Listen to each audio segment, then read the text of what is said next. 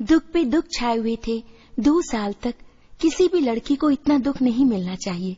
अगर कोई और होता तो मुझ जैसी को अनाथ आश्रम भेज देता, लेकिन मेरे माँ बाप ने मेरी इतनी बुरी हालत होते हुए भी मुझे नहीं छोड़ा। यही एक कारण था कि मरना चाहते हुए भी मैंने अपने जीवन का अंत न करने की सोची। मैंने पूरी तरह बिस्तर पकड़ लिया था। खाना पीना सब कुछ मुझे बिस्तर पर ही करना पड़ता। मैं अपनी माँ से कहती, मेरे खाने में कुछ जहर मिलाकर दे दो ताकि मैं उसे खाकर मर जाऊं। मेरी माँ कहती कि मैं उनके जीने की एकमात्र वजह हूँ। अगर मैं मर जाऊंगी तो उनके जीने का क्या फायदा होगा। मैं अपने पिताजी से पूछती कि मैं कब ठीक हो जाऊंगी और दूसरों की तरह सामान्य जीवन कब जी पाऊंगी। क्या मैं जीवन भर ऐसी ही रहूंगी? मेरे पिताजी मुझे सांत्वना देते और धीरज धरने को कहते। उनकी खातिर मैं भी चाहे जितना भी दर्द होता सहन करने लगी थी। कभी कभी तो दर्द हद से ज्यादा बढ़ जाता।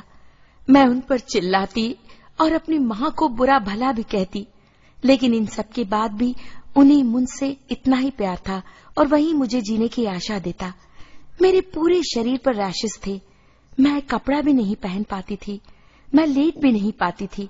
अगर उठने की कोशिश करती तो लगता कि खून निकल जाएगा। अपने हाथ भी मैं नीचे नहीं रख पाती थी। खून मेरे कानों से भी बाहर निकलने लगता था। शरीर के हर हिस्से में फुंसियां आ गई थी।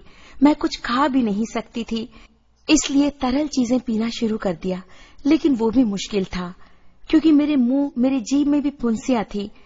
पानी पीने में भी तकलीफ होती और सच में अपनी हालत पे बहुत खींच आती। अपने इस पृथ्वी पर होने पर भी मेरे मन में प्रश्न उठते और सोचती, मैं बहुत अभागन हूँ। मेरे माता पिताजी डॉक्टर के पास ले जाते तो डॉक्टर मुझे छूने में भी कतराते।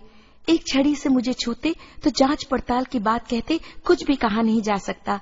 दवा देते लेकिन भरोसा नहीं देते थे।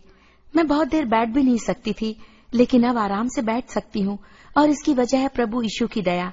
आज इस तरह कपड़े पहन पा रही हूँ, वजह है हमारे परमेश्वर।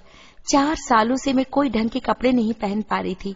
कभी कभी हताश होकर कोई पोशाक पहन भी लेती तो उसे उतारने में मेरी माँ को बड़ी परेशानी होती, क्योंकि कपड़ा शरीर से चिपक जाता और कपड़े निकालने वक्त चमड़ी भी उधड़ जाती।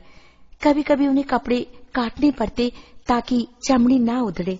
तब हमें किसी ने लव ऑफ जीसस मिनिस्ट्री के बारे में बताया, जहाँ जो हर शनिवार को होती है। दूसरे दिन सुबह मुझे उठाकर मेरी माँ पिताजी मुझे गिरजाघर ले गए। भीड़ को देखकर मैं डर गई। उतनी भीड़ में मुझे बड़ा अजीब सा महसूस हो रहा था। लोग मेरे पास भी नहीं बैठते थे क्योंकि बदबू बहुत थी। मैंने अपने पिताजी से कहा कि मुझे वहां से ले जाएं, लेकिन उसी समय अंकल जवाहर सैमुअल जी का प्रचार सुना। कह रहे थे कि थोड़ी ही देर में हम प्रभु की आत्मा और उसका रक्त अपने में उतरते पाएंगे और हमें रोटी भी प्राप्त होगी। उस समय मुझे चमत्कारी आत्मा मुझ में प्रवेश कर रही है ऐसा लगा। उनकी बातें सुनकर मैंने अपने पिताजी के कंधों पर सर रखा और अंकल का प्रचार सुनने लगी। सभा की समाप्ति के बाद मेरे माँ पिताजी अंकल सैमुअल जी के पास गए और अपने दुखों के बारे में उन्हें बताया। मैं चल भी नहीं सकती थी, चुपचाप कुर्सी पर बैठी थी। अंकल मेरे पास आए। मैं झिझक रही थी। उन्होंने अपने हाथ मुझ पर रखे और मेरे लिए प्रार्थना की। मेरा शरीर इतनी सड़ी हुई हालत में था कि कोई डॉक्टर उसे नहीं छूता। शरीर से बदबू आती, बहुत बुरी बदबू आती। शरीर से पीप और खून बाहर रिस रहा था। मुझसे अपनी ये हालत बर्दाश्त नहीं हो रही थी। अपने आप से मुझे घिन आ रही थी। 2 साल तक मैं ऐसी हालतों से गुजर रही थी। अंकल सैमुअल जरा सा भी नहीं झिझके। ये भी नहीं सोचा कि ये रोग कहीं उन्हें न लग जाए। उन्होंने परमेश्वर से प्रार्थना की और आशीष का तेल मेरे पूरे शरीर पर सिर से पांव तक मला। आज तक किसी को मेरे शरीर को छूने की भी हिम्मत नहीं हुई थी। आज इन्होंने पूरे शरीर पर तेल मला, प्रार्थना की। मेरे मन में विश्वास जागा और इसी विश्वास और खुशी के साथ मैं घर लौटी। 3 दिनों में ही चंगाई नजर आने लगी। न जाने कितने डॉक्टर के पास गई, न जाने कितनी दवाइयां खाई, लेकिन अब तक कोई फायदा नहीं हुआ था। लेकिन जब अंकल सैमुअल ने मुझे छुआ, मेरे लिए प्रार्थना की, तेल मेरे शरीर पर मला, तो 3 ही दिनों में मुझे चंगाई मिली। ये एक चमत्कार था। धीरे धीरे फुंसियां कम होने लगी, सारी खुरदुरी चमड़ी निकल गई, नवजात शिशु की चमड़ी मेरे शरीर पर आ गई। पिछले 2 सालों से मैंने आईना नहीं देखा था। चंगाई के बाद मैंने खुद को आईने में देखा। मेरी खुशी की सीमा नहीं थी। मैं बिस्तर पर खुशी के मारे इधर उधर लौटने लगी और प्रभु को धन्यवाद कहा। इतनी खुशी और शांति मुझे अब तक नहीं मिली थी।